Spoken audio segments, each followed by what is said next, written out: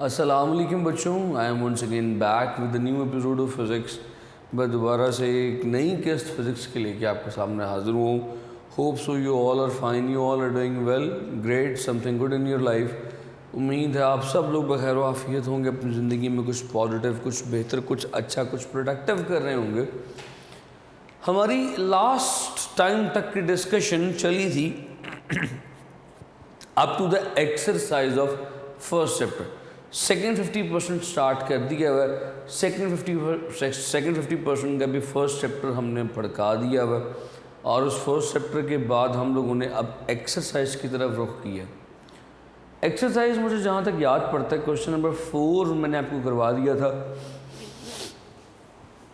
Question number 5 मैंने कहा था फजूल है और यस इट इज़ वाकई फजूल। क्वेश्चन नंबर 6 भी मैंने आपको करवा दिया था कि what types of errors are possible in measuring the time period of a simple pendulum. Now question number 7 को देखिएगा। After 6 we are on 7। आज एक्सरसाइज के क्वेश्चंस करके फिर जो इंपॉर्टेंट न्यूमेरिकल्स होंगे वो भी देखने की कोशिश करेंगे। क्वेश्चन नंबर 7 पढ़ता हूँ आपके लिए। Does a dimensional analysis give any information on the constant of proportionality that may appear in algebraic expression, explain। कहते हैं कि जो डायमेंशनल एनालिसिस है क्या कांस्टेंट के बारे में कोई इन्फॉर्मेशन देता है। यही चीज़ जब मैं आपको डायमेंशंस पढ़ा रहा था वहाँ पे भी एक्सप्लेन करने की मैंने प्रोमिनेंट करने की, एम्फसाइज करने की कोशिश की थी कि जो डायमेंशनल एनालिसिस है उसकी लिमिटेशंस में से एक बड़ी लिमिटेशन ये है कि does not give any information about the constant of proportionality.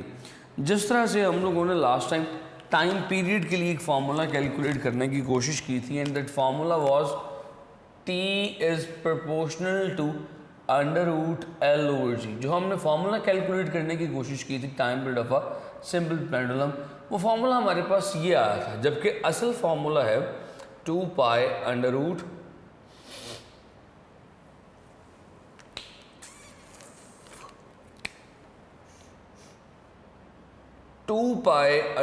L/g।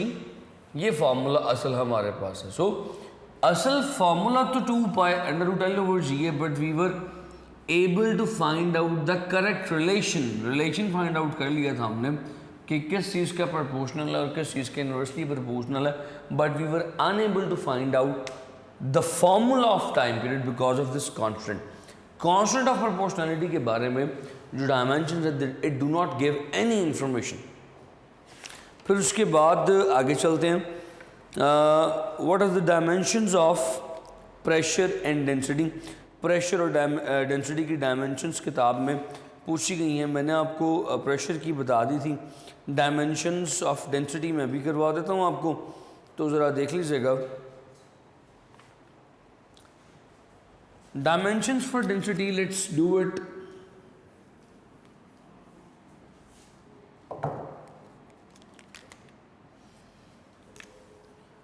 What is density?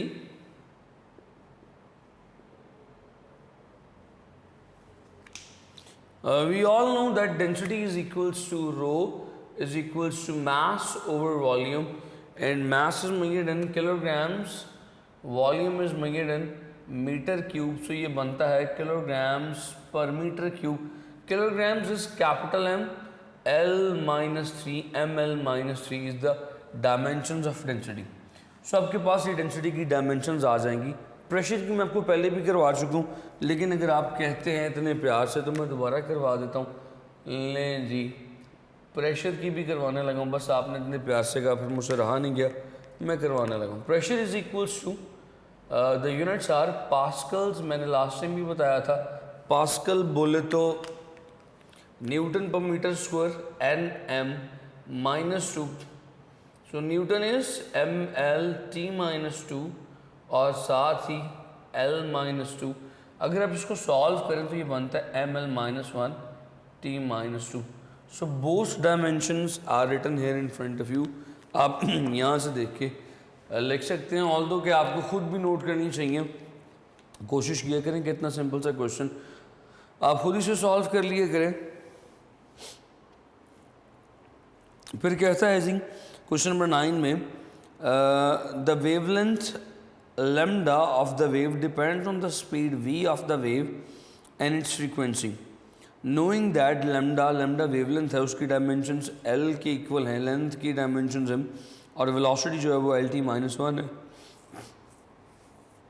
और जो फ्रीक्वेंसी है that is t-1, decide which of the following is correct. तो वैसे भी आपको वैसे भी फार्मूला पता है, आप मैट्रिक से पढ़ते आए हैं कि v is equals to F lambda होता है, तो f is equals to v by lambda होगा। करना कैसे है ये,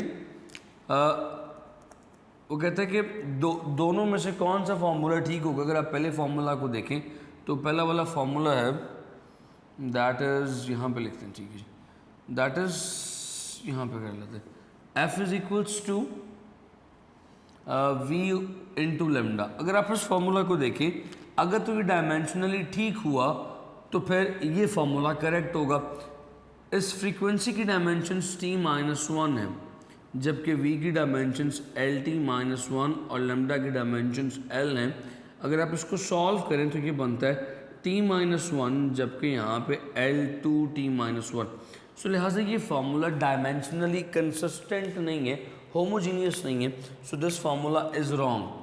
जबकि दूसरी तरफ फार्मूला लिखा हुआ है f is equals to v by lambda, यही लिखा हुआ है, यस यही लिखा हुआ है। इसको करके देखते हैं, ये t-1 और यहाँ पे आ जाएगा lt-1 और साथ ही लेमडा के लिए l, let's cancel l with l, t-1 is equal to t-1, so they both are same, the dimensions are consistent, ठीक है। सो ये सेकंड फार्मूला ठीक है, f is equals to v by lambda, ये formula ठीक है, पहला दुरुस्त ना था। Let's come to the numericals now. Exercise has gone. Numericals पढ़काएँ जल्दी से। यकीन कीजिए 2-3 दिन से जब से बारिश हुई है, हबस की बजाय मौसम बड़ा ही बेईमान किस्म का हो गया, यानी कि मौसम is good, weather is pretty good. Lahore में ऐसा मौसम, और इन दिनों में अगस्त के एंड पे, that is not less than a blessing, believe me. तो बस दुआ करेंगे ये मौसम ज़रा अच्छा थोड़ी देर और चल जाए। अब I do not know when you will get this lecture, उस वक्त कैसा मौसम होगा। उस वक्त मौसम ऐसा हो कि आपकी जान जा रही हो उससे और आप मेरी ये बात सुन लेंगे जी दुआ करें ये मौसम और बढ़ जाए, तो आपको बहुत अजीब लगेगा। दो आजकल ये मौसम बहुत अच्छा है, 22 अगस्त इट इज़, उम्मीद है कि आपको जब लेक्चर मिलेगा उस वक्त भी मौसम अच्छा ही होगा। ले जी अगला सवाल क्या है, अगर तो चैप्टर पढ़ा हुआ है तो अगला सवाल बड़ा आसान हो जाएगा, और चौथा मैंने नहीं करवाना, पांचवा भी नहीं करवाना, मैं आपको समझा दूंगा कैसे करना। कहते हैं a length and width of a rectangular plate are measured to be 15.3 centimetre and 12.8 centimeter respectively. Find the area of the plate. Simple given क्या है देखिएगा ज़रा,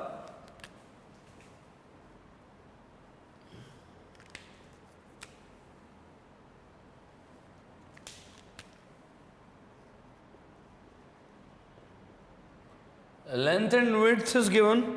Length of the rectangular plate is, length is 15.3, यही है ना, 15.3 centimetre, and width of the plate is 12.80 centimetre. Find out the area, so required is find out the area of the plate.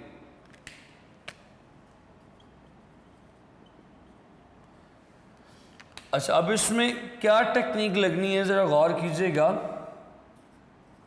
Area find out करना तो कोई बड़ी बात नहीं, आप बचपन से करते आए हैं, तो फिर ये फर्स्ट ईयर की क्लास में आपसे एरिया क्यों फाइंड करवाया जा रहा है ना, सोचने की बात कि शायद एरिया के सवाल तो आपने मैथमेटिक्स में 4th-5th क्लास में फाइंड आउट किए हों, तो आपसे ये फर्स्ट ईयर में एरिया क्यों फाइंड आउट करवा रहा है, अभी आपको पता चल जाएगा।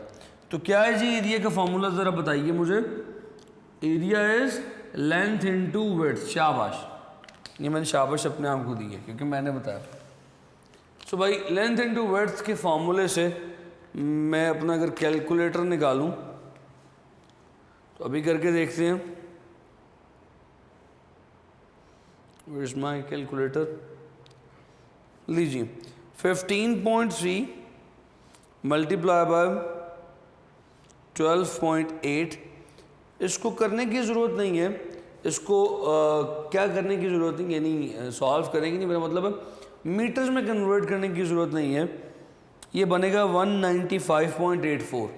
So it's area will become, multiply करने के बाद 195.84 लें जी, आपके पास एरिया की वैल्यू आ गई सेंटीमीटर का स्क्वायर। बट एक प्रॉब्लम है। प्रॉब्लम क्या है यार? प्रॉब्लम ये है, देखो यहाँ पे सिग्निफिकेंट फिगर्स हैं 5, 3 और 2, 5, जबकि जो असल वैल्यूज थी उनमें सिग्निफिकेंट फिगर 3 और 4 थे। एक में 4 सिग्निफिकेंट फिगर थे, एक में 3 थे। मैंने कहा था कि जब भी सिग्निफिकेंट फिगर फाइनल रिजल्ट में कैलकुलेट करने हो, you must go with the least number of significant figures. Least कितने हैं? ऊपर 3 सिग्निफिकेंट फिगर्स हैं, नीचे 4 है, तो लीस्ट सिग्निफिकेंट फिगर्स एक्चुअली 3 है। तो हमें से 3 सिग्निफिकेंट फिगर्स तक राउंड ऑफ करना है, यानी 8 को ख़त्म करना है। अब 8 क्योंकि 5 से बड़ा है तो पीछे वाले में 1 ऐड हो जाएगा। एरिया की वैल्यू आएगी 196 सेंटीमीटर स्क्वायर। खलास, लो भाई,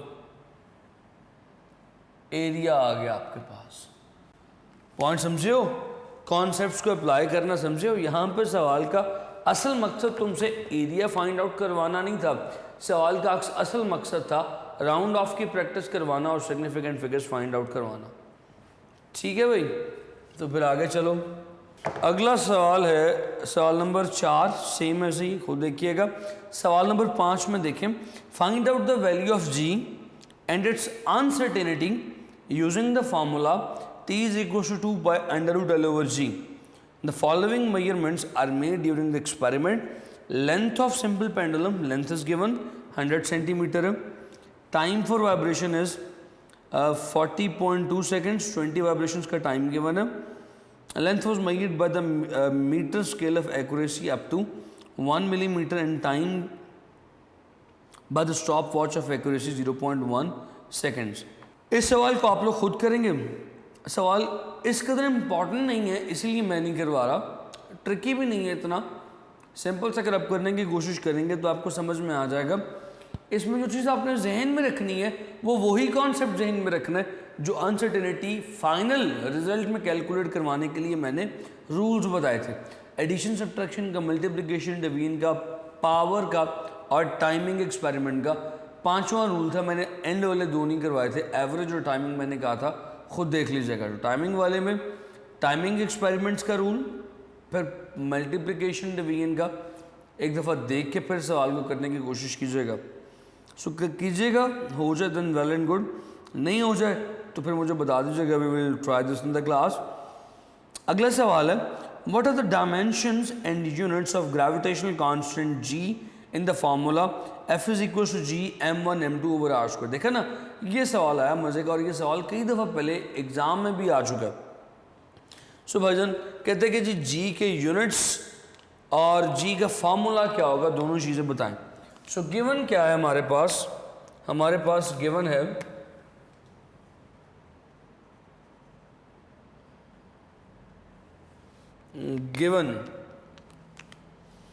given is the formula of force F is equals to G m1 m2 over r square। ये गिवन है हमारे पास। तो रिक्वायर्ड क्या है जी?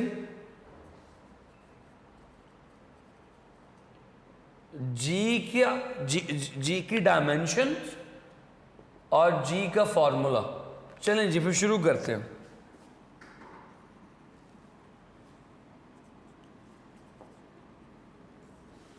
शुरू करते हैं जी, आगे की तरफ आगे लिख देता हूँ।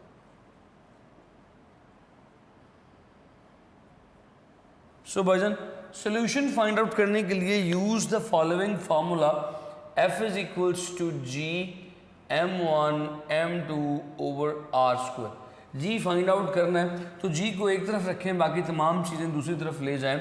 ये बन जाएगा G is equals to F R square over m1 m2। तो ये आपके पास आ गया पहले सवाल का जवाब जिसमें आपसे फॉर्मूला मांगा जा रहा था। दिस इज द फार्मूला, ये रिक्वायर्ड फार्मूला। अब डायमेंशंस कैलकुलेट करनी है। डायमेंशंस के लिए सबके यूनिट्स लिख दीजिए क्योंकि डायमेंशंस असल में यूनिट्स में से निकलती हैं। सो फोर्स के लिए यूनिट्स न्यूटन, फिर आर स्क्वायर के लिए metre square over m1 kilogram, m2 भी किलोग्राम, तो किलोग्राम का स्क्वायर। अब डायमेंशंस घुसा दीजिए यहाँ पे।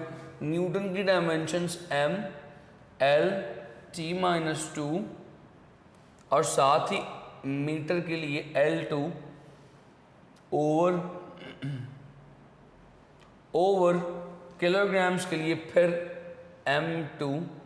लो भाई, जो कटता है, जो सॉल्व होता है करते जाओ। एक m इस 2 से कट जाएगा, L मल्टीप्लाई हो जाएगा।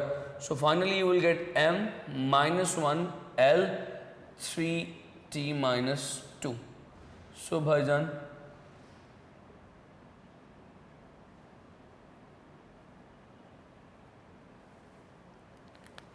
ये आपके पास जी की डायमेंशंस भी आ गई। लीजिए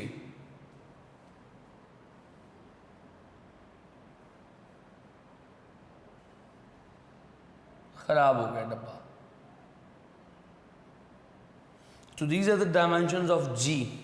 ठीक है जी, ठीक है जी, dimensions of G, G is everywhere. फिर उसके बाद अगला सवाल है अगला सवाल भी करवा देता हूँ, फिर उसके बाद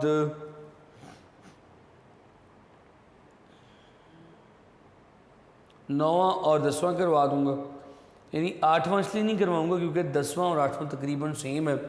सो 10वां क्योंकि लास्ट ईयर बोर्ड एग्ज़ाम में आया था, तो लॉन्ग क्वेश्चन में last year pairing scheme change हुई थी। खैर पेयरिंग स्कीम के ऊपर मैंने अभी बात करनी नहीं। मैं पेयरिंग स्कीम के ऊपर बात अभी सेशन के स्टार्ट में नहीं करता बच्चों के साथ। उसकी वजह ये है, फिर बच्चे जो है ना रवि में कहते हैं शोखे हो जाते हैं कि हमने करनी पेयरिंग स्कीम और कुछ करना ही नहीं है। तो इसलिए मैं पेयरिंग स्कीम के ऊपर सेशन के स्टार्ट में बात नहीं किया करता। Pairing scheme is not a reliable way of preparing, reliable way नहीं है। फंस जाते हैं बाज़ औक़ात बच्चे। बाज़ औक़ात पेयरिंग स्कीम पेपर से एक हफ़्ता पहले, 10 दिन पहले, मंथ पहले भी चेंज हो जाती है, और हो जाती है ऑन रिकॉर्ड, कह रहा हूँ कैमरे के सामने, यानी जिम्मेदारी के साथ। तो last year pairing scheme change हुई थी, तो फर्स्ट चैप्टर में से लॉन्ग क्वेश्चन बना था। ऑल्दो कि अब से पहले लॉन्ग क्वेश्चन फर्स्ट में से नहीं बना करता, ना कभी बना था, मगर लास्ट ईयर बना। और जो लॉन्ग क्वेश्चन न्यूमेरिकल का बना था वही लास्ट था, न्यूमेरिकल नंबर 10। एक न्यूमेरिकल अभी और कर लें, फिर उसके बाद कहानी को करेंगे ख़त्म। Tata bye bye. Show that the expression V F is equal to V I plus A T is dimensionally correct. कहते हैं कि साबित करें कि V F is equal to V I plus A T dimensionally correct है। Where V I is the velocity, T is the velocity at t is equals to 0, a is the acceleration and v is the final velocity at time t। कहता है कि vi जो है वो initial velocity है, यानी कि जब टाइम 0 है, जब वक्त शुरू नहीं हुआ, वक्त के शुरू होने से पहले जो वेलोसिटी है दैट इज़ vi, और कुछ वक्त गुजरने के बाद जो वेलोसिटी है दैट इज़ vf। और बताएं कि भाई ये जो इक्वेशन आपके सामने लिखने लगा हूँ, vf is equals to vi plus A T, that is dimensionally consistent or dimensionally correct. So you have to prove, you have to do required क्या है इसका postmortem, dimensional analysis। आपने इसका dimensional analysis करना, इसका postmortem करना। ANALYSIS, dimensional analysis, right? So given के बाद रिक्वायर्ड के बाद सोल्यूशन।